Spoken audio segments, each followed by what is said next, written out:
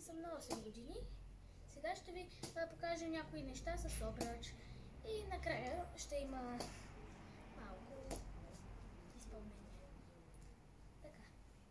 Аз още се уча, но да въртя обръчен пръст, но ще ви покажа каквото мога.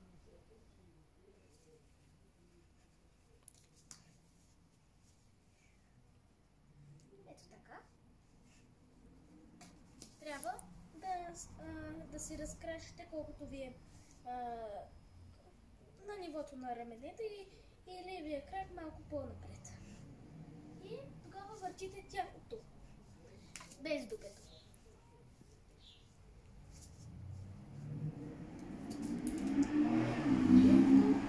Нещо е на ръка.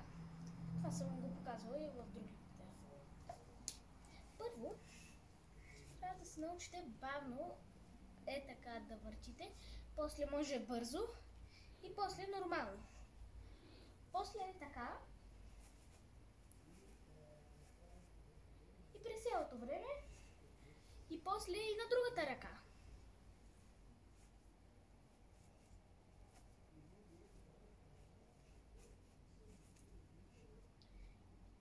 Така бавно и бързо. Да се стрелва. Така.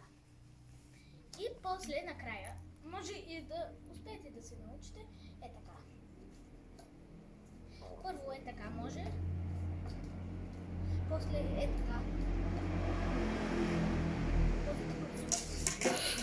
Набързо 100% ще се изстреля. Но това не ви пречи да пробвате пак. И сега не знам точно как се прави, но сама го откри, че мога да се върти на врата. Само че е малко трудно и малко боли. Доста трудно. Просто трябва да го завъртиш много силно и почти като е спряло да го вземеш, така че публиката да не забележи, че не можеш да го въртиш. И за това сега ще ви покажа това, което баба ми ме е учила. Е така, почти го допирате до земята. Не трябва да е така, защото е така отскача. И виж, е така.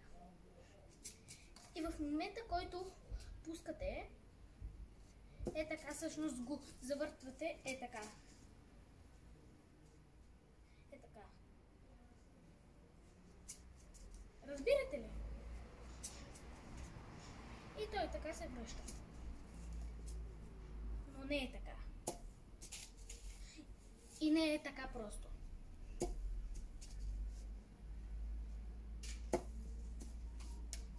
А е така. За да се върне плавно. И сега ще се опитам да направя нещо, което майка ми го прави.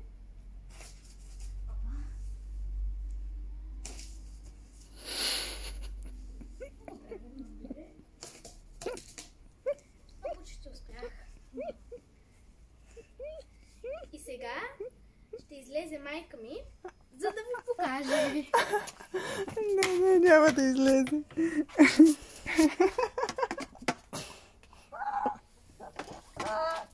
Хайде, мамо. Друг път. Хайде, мамо. Друг път. Хайде, мамо. Друг път. Само сега. Беше много забавно. Само сега. Само друг.